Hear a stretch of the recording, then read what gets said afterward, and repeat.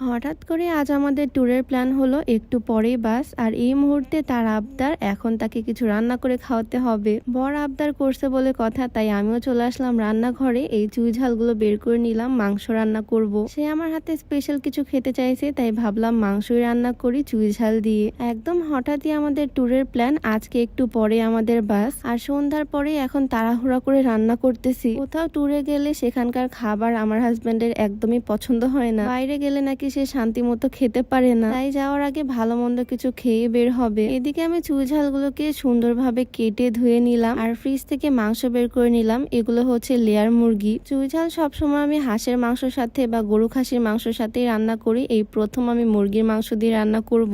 এই চুই ঝাল জিনিসটা ইউজ করলে না তরকারির স্বাদই একদম বেড়ে যায়, অন্যরকম একটা ফ্লেভার চলে আসে, সেজন্য আমার আরো বেশি ভালো লাগে। আমার হাজবেন্ডও স্পাইসি অনেক বেশি পছন্দ করে, আর চুই ঝাল জিনিসটা আমাদের বাসার সবাই পছন্দ করে, তাই মাংস রান্না হলে ম্যাক্সিমাম টাইমে চুই ঝাল দিয়ে রান্না করা হয়। তো এইদিকে আমি তাড়াহুড়া করে রান্না বান্না শুরুও করে দিলাম। পেঁয়াজ রসুন সবকিছু ভেজে নিয়ে তার মধ্যে আদা বাটা, জিরা বাটা, রসুন বাটা দিয়ে দিলাম। কিছু গরম মশলাও ধুয়ে তরকারিতে দিয়ে দিলাম। গতকালকে প্ল্যান হয়েছে আমরা ঘুরতে যাব, আজকে সকাল থেকে প্রচুর বিজি, আর আমাদের বাসও 8:30টায়। আমি সন্ধ্যার পরে আসছি রান্না করতে। যদিও মাংস রান্না করা খুবই শর্ট টাইমের বিষয় আর অনেক ইজি, তো আমি লবণ, হলুদ আর মরিচের গুঁড়া দিয়ে দিলাম। আমি চুই ঝাল অ্যাড করব, চুই ঝাল দিলে এমনিতে অনেক ঝাল ঝাল একটা ফ্লেভার আসে। তো কিছুক্ষণ টাইম নিয়ে সুন্দর করে মশলাটাকে কষিয়ে নিলাম, আর প্রথমে যে চুই ঝালগুলো পিস পিস করে কেটে রাখছিলাম এগুলো এখন দিয়ে দিব এই কষানো মশলার মধ্যে। এটা অ্যাড করার কারণে ফ্লেভারটাই চেঞ্জ হয়ে যাবে। খুলনা অঞ্চলে এই চুই ঝাল জিনিসটা অনেক ফেমাস, ওইখানে তো বাজারেই পাওয়া যায়, বাট আমাদের এলাকায় উত্তরবঙ্গের দিকে বাজারে এটা অ্যাভেলেবেল না, সেজন্য অনলাইন থেকে অর্ডার করি আমি। খুলনার অরিজিনাল চুই ঝাল আমি ইকুইডস ফেসবুক পেজ থেকে নেই, তাদের পেজটা আমি ডেসক্রিপশনে মেনশন করে দিব। সারা বাংলাদেশে চুই ঝাল হোম ডেলিভারি করে তারা,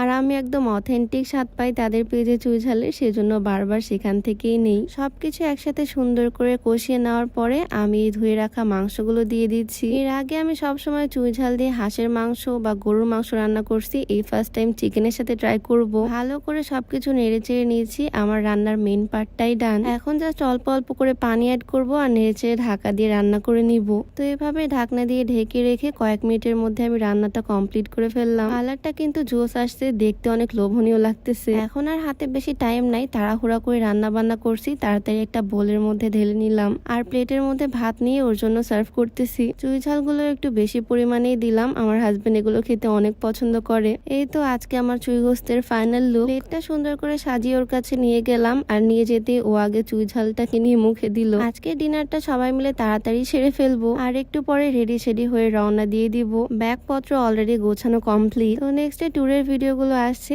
আর আজকে আমার এই রান্নার ভিডিওটা তোমাদের কাছে কেমন লাগলো অবশ্যই জানিও। ও তো ভীষণ মজা করে খাচ্ছে, ওর কাছে নাকি দারুণ লাগছে। আর হ্যাঁ, চুই ঝালের পেজটাও কিন্তু ডেসক্রিপশনে ট্যাগ করে দেওয়া থাকবে। তো সবাই ভালো থাকো, সুস্থ থাকো। আজকের ভিডিওটা এখানেই শেষ করছি। সবাইকে আল্লাহ হাফেজ।